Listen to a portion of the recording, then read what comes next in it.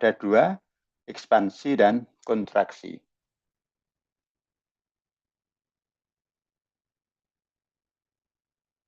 Ekspansi dan kontraksi. Yang ekspansi itu ada merger, ada akuisisi, dan ada konsolidasi. Nah, ini konsepnya sangat berbeda. Kalau merger, itu kalau kontraksi sering disebut sebagai divestasi. Ini divestasi. Oke. Kalau merger itu adalah ada dua perusahaan atau lebih bergabung. Nih, dua perusahaan lebih bergabung, salah satunya itu lebur. Artinya menjadi hanya satu perusahaan saja. Nih, penggabungan dua atau lebih perusahaan yang kemudian hanya ada satu perusahaan yang masih hidup, yang punya badan hukum. Nah, ini disebut sebagai merger. Sehingga merger itu yang satu hidup, yang lainnya mati, menggabung, yang lainnya bubar. Maka yang perusahaan yang masih hidup namanya surviving firm, yang bubar namanya merge firm, perusahaan yang berhenti. Jadi dua perusahaan atau lebih kalau bergabung, yang ada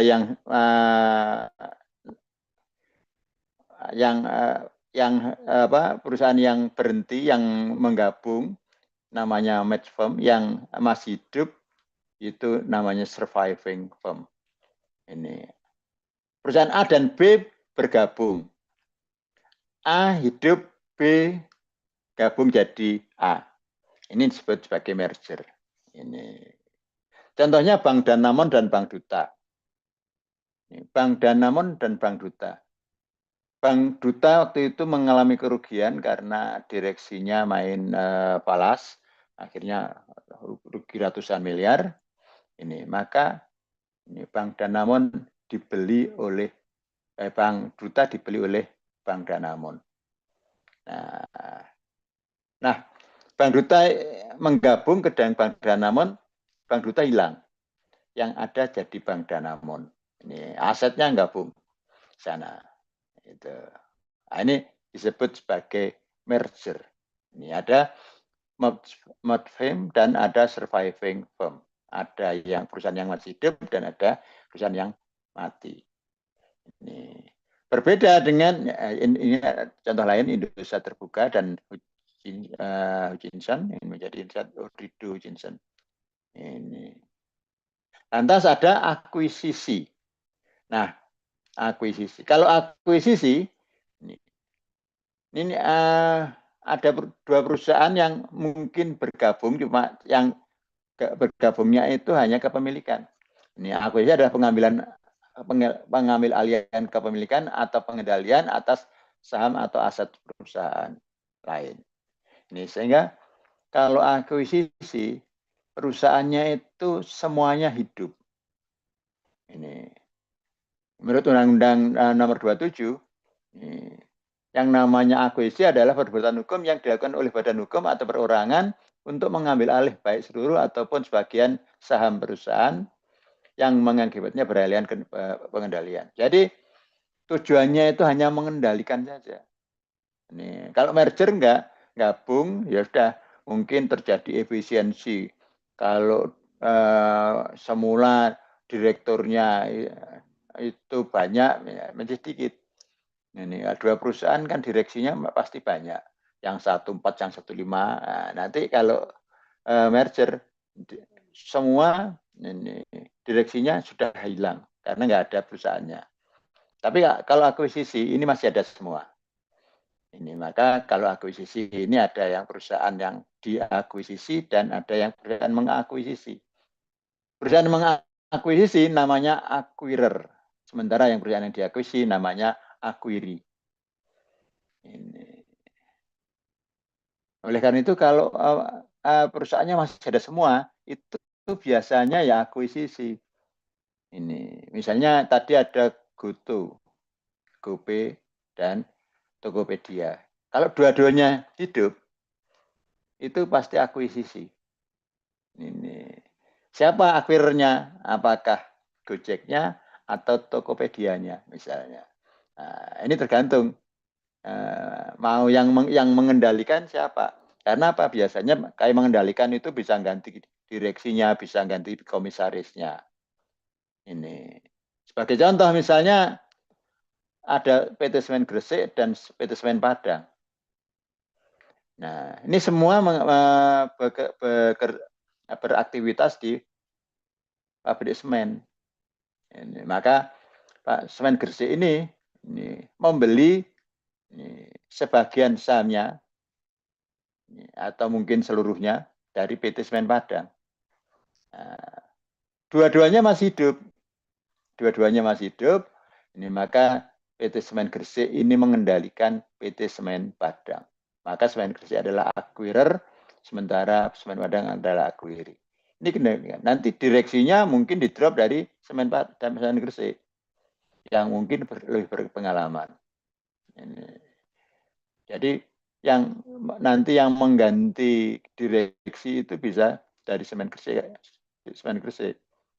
Ini karena yang namanya pengendalian, ya kalau punya saham lebih dari 50% itu sudah bisa mengendalikan. Itu namanya akuisisi. Semuanya hidup. Ini semuanya hidup. Ini. Lantas ada juga dari BSI tadi. BSI itu kan nggak ada yang hidup. Ada Bank Mandiri Syariah, ada BRI Syariah, ada BNI Syariah. Nggak ada satupun yang hidup. Jadi BSI. Nah, namanya apa? Konsolidasi. Ini konsolidasi. Ya, konsolidasi adalah perbuatan hukum yang dilakukan oleh dua perusahaan atau lebih untuk meleburkan diri dengan cara membentuk satu perusahaan baru.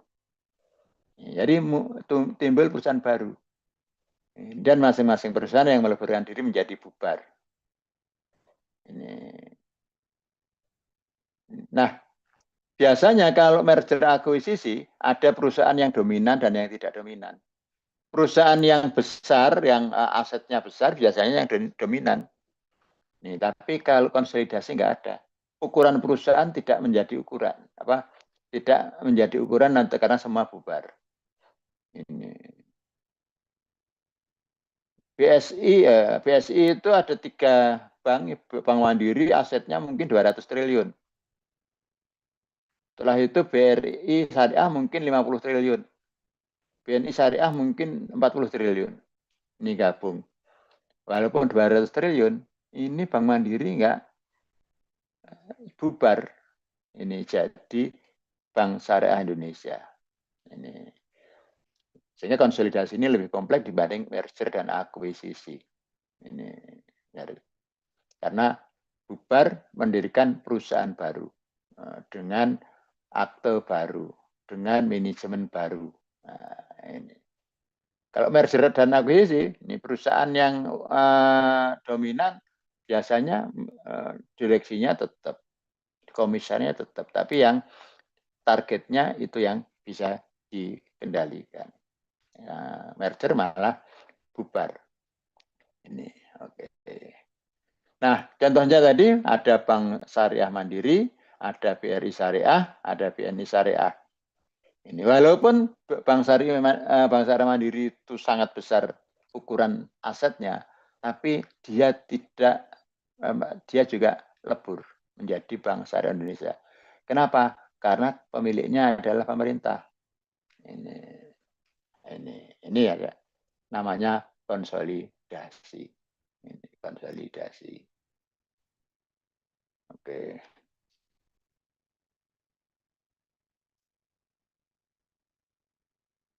Nah, kalau kita lihat ya, ini kalau merger itu ada perusahaan A dan B, ini lebur yang hidup A atau B. Setelah kombinasi A atau B. Sehingga salah satu hidup. Kalau akuisisi A dan B, maka setelah kombinasi A dan B ada semua. Konsolidasi perusahaan A dan B setelah kombinasi jadi C. Artinya berubah sama sekali. Nah, ini kalau gambarkan sederhana seperti itu. Oke. Nah, lantas sering kali juga disebut sebagai takeover. Takeover adalah pengambilan alihan aset, saham, atau perusahaan oleh kelompok pemegang saham tertentu, oleh kelompok pemegang saham yang lainnya. Ini hampir seperti akuisisi. Ini merger atau akuisisi merupakan salah satu bentuk takeover. Cuma kalau merger itu dilebur, akuisisi itu tidak. Ini istilah-istilahnya. Oke. Lantas jenis merger tadi dikatakan oleh teman saudara ada friendly merger. Artinya apa? Mergernya itu baik-baik. A dan B mau merger. Itu semua setuju. Ini artinya apa? Transaksi merger yang disahkan dan disetujui oleh manajemen perusahaan target. Disetujui oleh pemegang saham. Suka sama suka. Ini enak. Ini berarti akan dibeli perusahaannya, nanti menggabung, tapi sukarela. Oke. Nah, mungkin harganya pas. Tapi ada juga kalau misalnya nggak sukarela tapi kepengen diambil alih, ada dipaksa, namanya hostile merger. Kalau yang friendly itu suka sama suka, ini dipaksa. Merger yang tidak didukung oleh manajemen perusahaan target. Memaksa perusahaan yang mengakuisisi untuk menguasai perusahaan dengan membeli saham di pasar. Ini sehingga bisa agar dengan cara apa? Membeli saham di pasar modal sampai lebih dari 50%, sehingga bisa menguasai, akhirnya jadi bisa dikendalikan. Ini lantas ada strategic merger. Ini transaksi merger yang dilakukan untuk mencapai skala ekonomi. Ini skala ekonomi. Agar supaya apa? Kalau skala ekonomi itu berarti biayanya paling murah. Jadi produksi yang skala ekonominya baik itu yang produksinya itu dengan biaya yang paling murah. Ini jadi mencapai skala ekonomi. Ini atau mencapai produksi yang optimum. Ini lantas ada financial merger. Transaksi merger dilakukan dengan tujuan merestrukturisasi perusahaan yang diakuisisi untuk memperbaiki arus kasnya dan membuka nilai yang tersembunyi. Oke.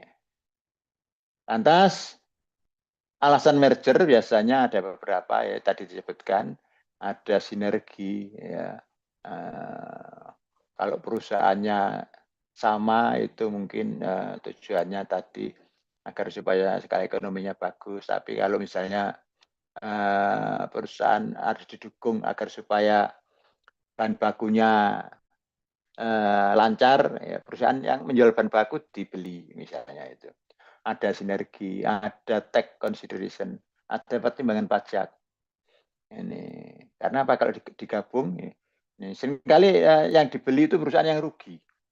Karena apa kalau digabung ini akan mengurangi keuntungan perusahaan sehingga bayar pajaknya semakin kecil. Ini misalnya perusahaannya labanya 100 miliar, membeli perusahaan yang rugi 20 miliar. Maka kalau digabung kan ruginya labanya jadi 100 miliar dikurangi kerugian 80 miliar.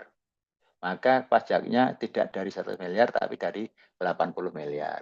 Ini berarti ada penurunan pajak, tax consideration. Ini membeli aset di bawah harga pasarnya.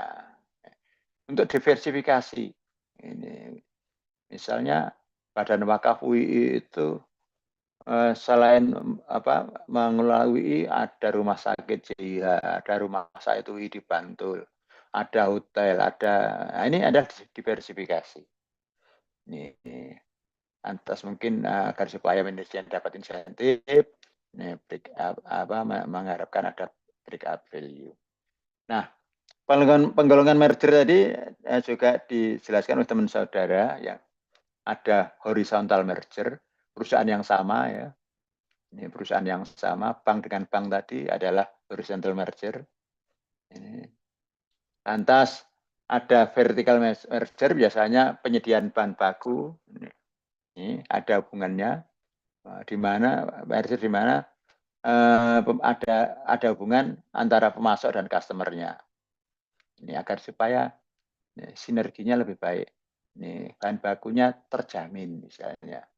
Nah, ada juga yang congeneric merger. Merger di mana suatu perusahaan mengakuisisi perusahaan lain yang berada dalam industri umum yang sama tetapi tidak berada dalam bidang usaha yang sama. Ini lantas ada konglomerat merger. Ini biasanya untuk diversifikasi. Merger yang menggabungkan perusahaan-perusahaan dalam bisnis yang tidak terkait. Ini Badan Wakaf bisnisnya waktu itu pendidikan, mendirikan hotel, mendirikan, ini berarti konglomerat merger. Ini. Lantas ada divestasi. Divestasi itu penjutaan perusahaan tadi. Ini kalau perusahaan sudah besar, tapi ada unit-unit bisnis yang rugi. Ini misalnya UI punya unit usaha yang banyak. Oh, tapi ada yang rugi. Apa rugi ini dipertahankan atau tidak? Ini kalau tidak dipertahankan bisa dijual. Ini maka ada divestasi namanya, penjuutan. Ini adalah penjualan unit operasi untuk berbagai motif strategis. Ini yang intinya adalah ini akan menjual perusahaannya, unit usahanya yang kurang menguntungkan. Ini tujuannya, saya kira tujuan utamanya adalah untuk menciptakan operasi yang lebih ramping. Jadi lebih fokus pada usaha-usaha yang menguntungkan. Nah, itu kira-kira berkaitan dengan restrukturisasi. Sekarang yang kedua.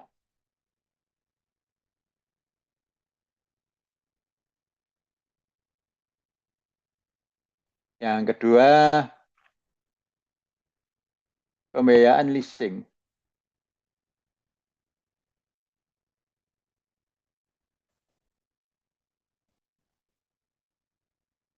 Pembiayaan leasing. Oke.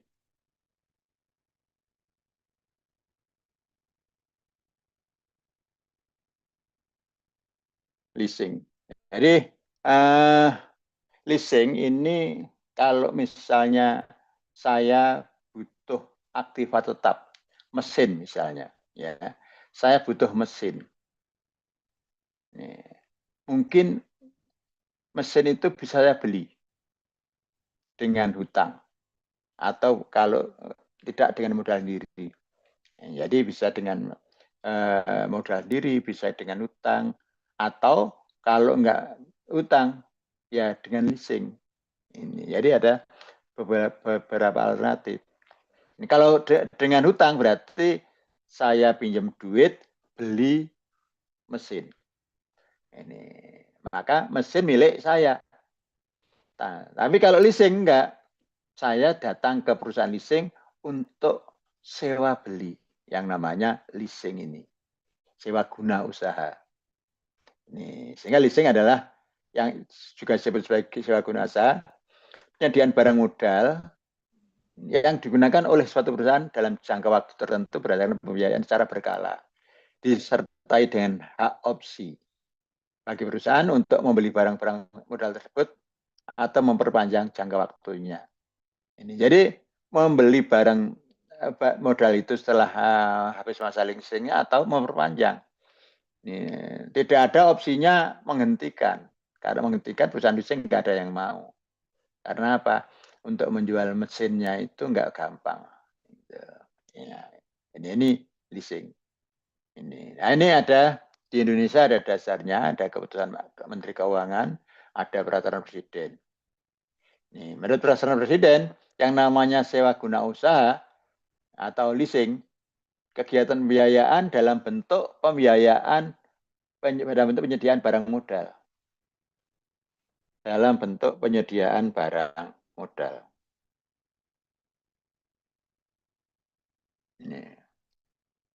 Jadi dalam bentuk penjualan barang modal. Barang modal itu apa? Barang yang disebut sebagai aktiva tetap itu barang modal, kayak mesin-mesin itu barang modal, pabrik barang modal. Tapi misalnya ini yang seperti mesin. Baik swaguna usaha dengan hak opsi. Nah, yang hak opsi itu namanya financial lease. Maupun swaguna tanpa opsi. Kayak yang tanpa hak opsi namanya operating lease. Untuk digunakan oleh penyewa, guna usaha namanya lesi. Kalau teman saudara tadi bilang lease, ini lesi ya. Selama jangka waktu tertentu berdasarkan bayaran secara angsuran. Nah, ini leasing atau sewa guna usaha. Pak, terkait apa? Ada lessor, ada lesi, ada supplier. Lessor itu perusahaan leasingnya, perusahaan yang menyediakan barang modal, dan sekaligus sebagai pemilik barang modal. Ya, jadi barang modal yang dalam transaksi leasing itu ada kepemilikannya ada pada lessor, pada perusahaan leasing. Ini. Lesi ini perusahaan yang membutuhkan jasa pembiayaan barang modal dari perusahaan leasing, dari lessor. Sementara supplier adalah penyedia barang modal, perusahaan yang memproduksi atau menyediakan barang modal yang dibutuhkan oleh lesi. Nah, biasanya didukung oleh asuransi. Oke. Lantas ada penggolongan lessor. Nah, penggolongan lessor. Ini berkaitan dengan supplier. Ini biasanya kan supplier itu pengennya barangnya laku, ya barangnya laku. Kalau dijual tunai ini kadang-kadang susah. Nih, kalau tunai itu kan kalau perusahaan bisa tadi dengan mudah sendiri atau pinjam uang di bank. Nih, tapi barangnya mau mahal. Nih, maka biasanya nih, apa supplier itu mendirikan perusahaan leasing. Nih, sehingga ada perusahaan leasing itu didirikan supplier atau tidak.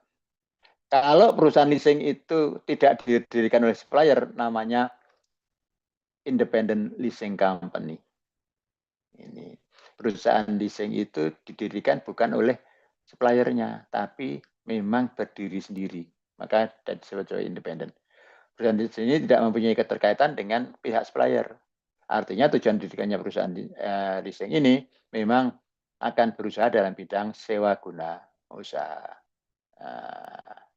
Ini sehingga antara supplier dengan lessor ini tidak ada kaitannya, bukan anak perusahaannya. Berbeda dengan yang kedua ini, yang namanya captive lessor. Kalau captive lessor ini perusahaan leasing yang didirikan oleh supplier ini, untuk mendukung penjualannya. Ini. Maka seringkali kayak Honda mendirikan Honda itu perusahaan pembiayaannya karena apa? Ada captive market. Ini kalau captive market apa? Ini perusahaan pembiayaan. Maka ada yang diambil sendiri, ada dengan yang lain. Nah ini kalau ada captive market ini diambil, memanfaatkan captive market. Pasar yang sudah tersedia pasti ada. Dan untuk meningkatkan penjualannya. Nah, ini sehingga antara perusahaan leasing dengan supplier itu ada hubungannya. Perusahaan leasing adalah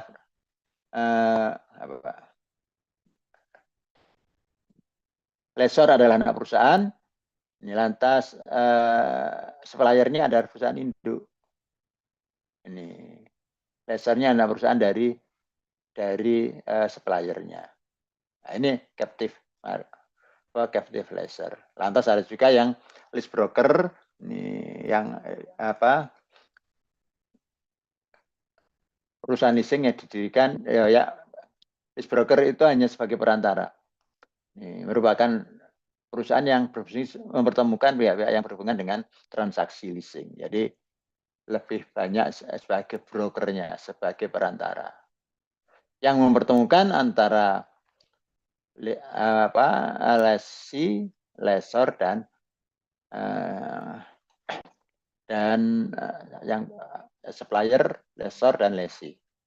Nah, ini mempertemukan ketiganya ini.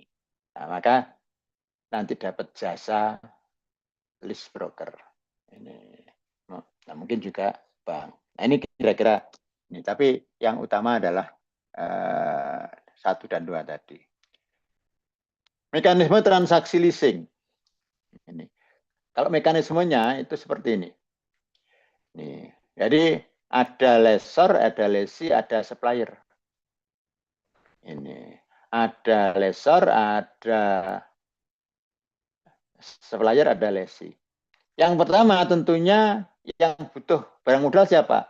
Yang butuh barang modal adalah lessee. Maka lessee akan mencari barang modal, mencari supplier yang menyediakan barang modal sesuai dengan spesifikasinya. Maka yang pertama ini adalah lessee akan mencari barang modal, menghubungi supplier yang menyediakan, meminta data-data, ini harganya berapa, ini, terus bisa digunakan berapa lama dan terus kapasitasnya berapa. Nah ini dicari barang modal yang sesuai dengan spesifikasinya. Kalau sudah ketemu, maka karena nggak punya duit, dia minta akan mengajukan ke lessor untuk dibiayai. Negosiasi dengan lessor. Ini loh, saya butuh barang modal, tempatnya di sini, nanti minta dibiayai. Maka ada negosiasi. Negosiasi berapa nanti uang mukanya, berapa bunganya, berapa lama, ini negosiasi. Kalau sudah negosiasinya selesai berhasil, maka yang ketiga apa? Kontrak leasing. Maka kontrak leasing.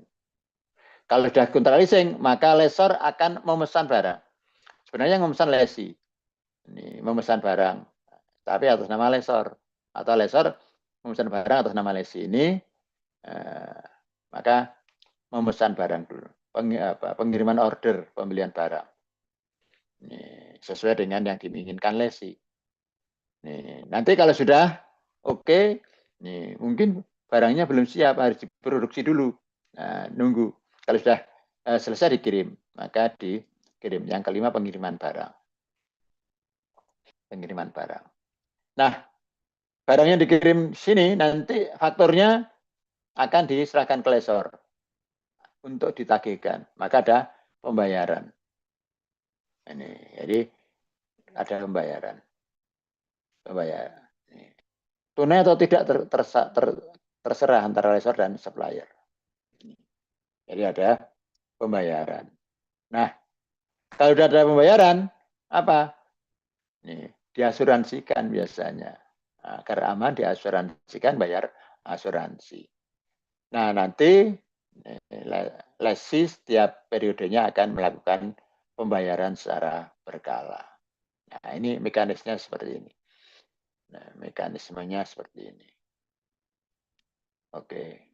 Nah, ini tentunya tadi kalau dipisahkan ada financial lease dan ada operating lease, ini yang financial lease. Nah, karena jenis leasingnya ada financial lease dan ada operating lease. Ini ada financial lease dan ada operating lease. Ini beda konsep yang tadi dijelaskan oleh teman saudara. Ini antara financial lease dan operating lease berlawanan. Berlawanan ya. Ya. Mekanisme tadi itu sebenarnya menggambarkan financial lease ya. Ini menggambarkan financial lease. Sehingga yang pertama tadi adalah financial lease ya. Ini perusahaan leasing atau lessor sebagai pihak yang memberikan pembiayaan berupa penyediaan barang modal. Lessee sebagai pengguna Jasa leasing berperan aktif melakukan pemilihan barang modal sesuai kebutuhan dan atas nama lessor sebagai milik barang modal melakukan pemesanan. Pemeriksaan pemeliharaan atas barang modal tersebut sampai periode leasingnya selesai. Nah, ini ada beberapa macam financial lease tadi. Ciri-cirinya ini. Yang pertama, jangka waktu leasingnya lebih dari 1 tahun, jangka panjang. Lebih dari 1 tahun. Yang kedua, barang modal yang menentukan lesi. Karena apa? Itu kebutuhannya lesi yang tahu lesi. Yang ketiga, selama masa leasing kepemilikan barang modal pada lessor. Jadi sama kepemilikan selama leasing masa kepemilikannya pada lessor.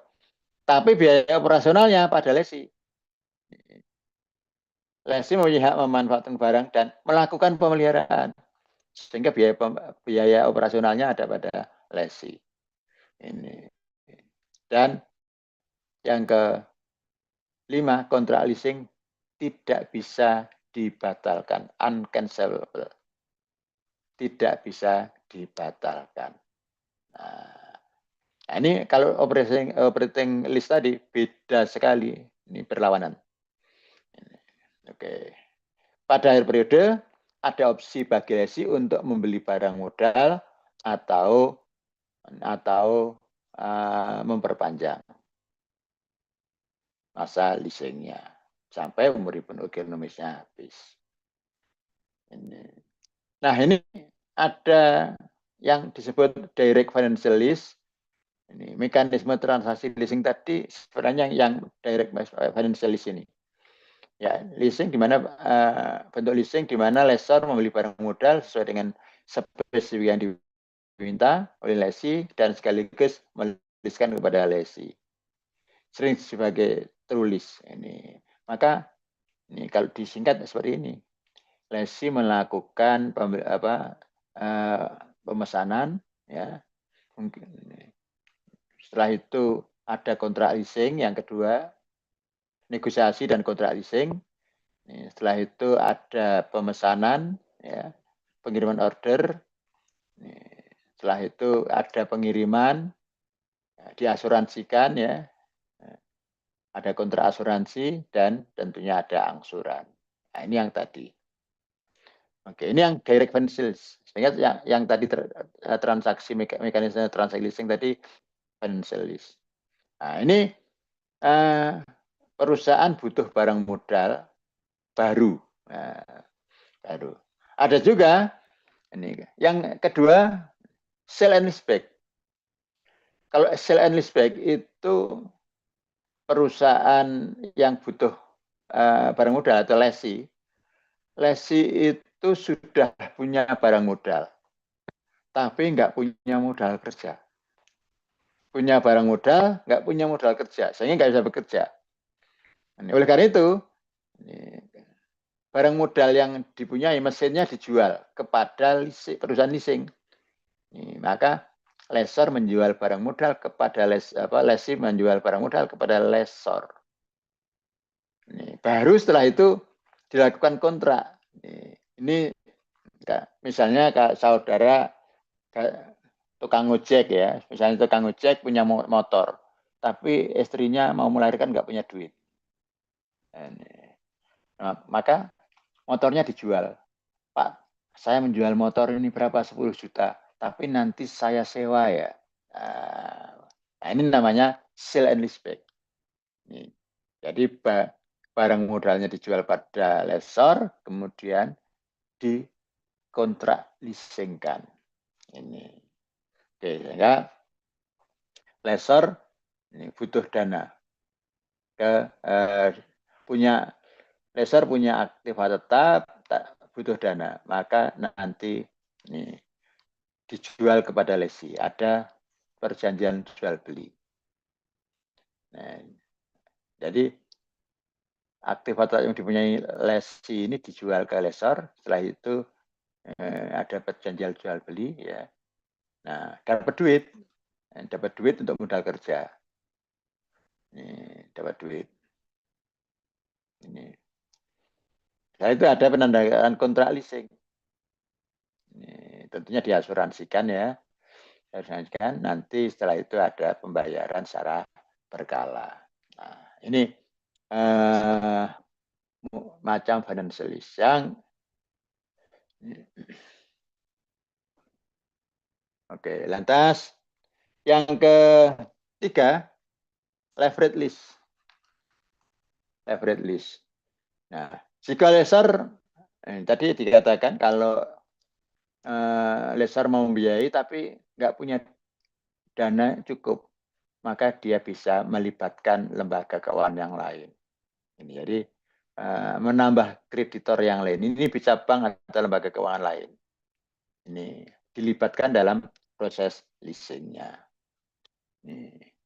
Oke, jadi ada melibatkan yang utama melibatkan kreditor.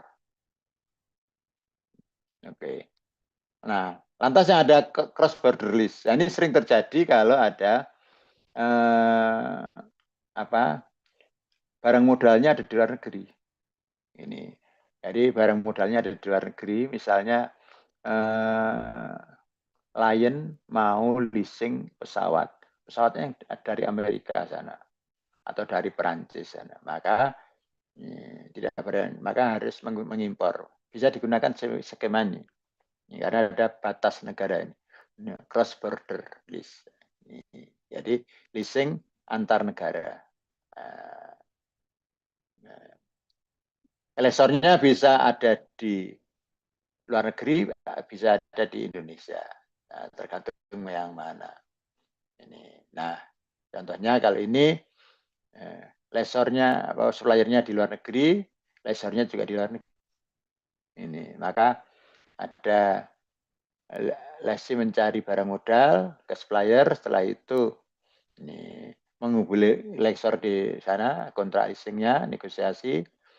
Ini setelah itu kalau sudah oke, pemesanan barang ya, ini dikirim barangnya.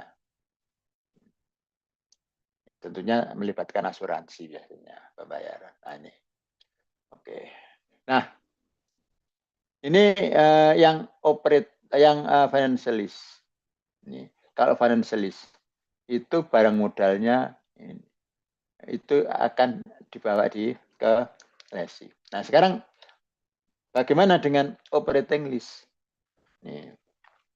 Operating lease, jenis lease ini operasional hampir sama dengan transaksi sewa menyewa barang.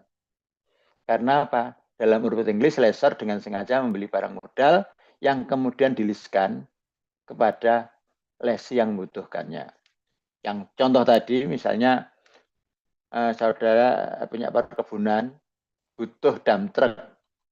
Ini hanya berapa bulan, pas musim panen, dump truck butuh banyak. Ini kelapa sawit misalnya, pas musim panen butuh banyak. Maka nyewanya hanya 3 bulan saja. Setelah itu kan nggak panen, nunggu 3 bulan lagi. Nah, ini operating lease. Nah, biasanya harganya mahal ya, tapi pemanfaatannya nggak lama. Saudara misalnya sebagai developer mau bangun perumahan, ada 1 hektar, kira-kira ada 200 rumah. Tapi tanahnya masih bergelombang, perlu ada pematangan tanah, butuh dump truck, butuh traktor, butuh stone dan sebagainya. Maka butuhnya berapa lama? Hanya setengah tahun untuk membuat infrastruktur. Maka kalau beli betapa mahalnya barangnya, maka bisa dengan operating lease ini. Nah, ciri-cirinya apa? Nah, berbeda. Kalau tadi kontrak leasingnya jangka panjang, kalau financial lease ini jangka pendek. Biasanya beberapa bulan saja. Ini. Yang kedua, hak kepemilikan barang modal pada lessor. Ini sama. Ini. Lantas, lessor bertanggung jawab atas risiko yang ditimbulkan atas barang modal tersebut. Nih, kalau financial lease, kalau ada biaya operasional, kerusakan itu ditanggung oleh lessee. Kalau ini enggak. Ini Dump trucknya rusak bisa dikembalikan, diminta tukar yang lebih baik. Ini karena apa? Kalau ada kerusakan, tanggung jawabnya pada lessor. Timbulkan barang modal termasuk pembayaran pajak maupun biaya asuransinya. Lantas pada akhir masa kontrak, lesi harus mengembalikan barang modal pada lessor sebagai miliknya. Lesi tidak punya hak untuk membeli barang modal tersebut. Lantas selama masa leasing, lesi bisa membatalkan perjanjian. Misalnya kok dump truknya mogok terus, kembalikan aja, cari ya sewa ke tempat yang lain. Nah ini, jadi itu ciri-cirinya. Ini sehingga lessor dengan sengaja membeli ke supplier. Lesi nggak ada hubungannya sama sekali dengan supplier. Kalau yang financial lease pasti ada hubungan antara lesi dan supplier, kecuali yang sell and leaseback. Ya. Ini kira-kira. Lantas pembayaran angsuran saya tadi sudah dijelaskan oleh teman saudara ya. Ini nggak usah saya jelaskan. Ini nggak saya keluarkan juga di ujian ya. Oke. Nah, yang perlu saya jelaskan ini efek leasing. Ini, yang pertama adalah tax deductible. Ini tax deductible. Ini artinya apa? Sebagai pengurang pajak. Karena apa? Akan menjadi biaya. Karena kalau biaya nanti akan menurunkan laba. Labanya turun berarti pajaknya lebih kecil. Ya, itu. Yang kedua, financial effect. Ini financial effect, financial statement effect. Ini. Jadi ada efek terhadap laporan keuangan. Apa? Tidak merubah struktur modal. Karena apa? Karena tidak masuk sebagai aktiva tetap. Kepemilikan barang modal ada pada lessor, bukan pada lesi. Ini kalau saudara butuh mesin, ya, misalnya mesinnya 1 miliar. Kalau saudara beli, utang bank saudara beli, maka itu miliknya saudara. Maka dicatat di aktiva tetap 1 miliar. Tapi kalau saudara leasing itu enggak dicatat. Ini. Nah, contohnya ini ya. Semula ini, sebelum kenaikan semula itu punya aktiva lancar 250, aktiva tetap 250. Ini maka total asetnya 500. Dananya dari mana? Sumbernya dari hutang dan dari modal sendiri. Maka debt to asset ratio, debt itu hutang, dibagi aset 500 ya. Ini berarti 250 bagi 500. Ini struktur modal namanya. Maka 50. 250 ya. 250 dibagi 500.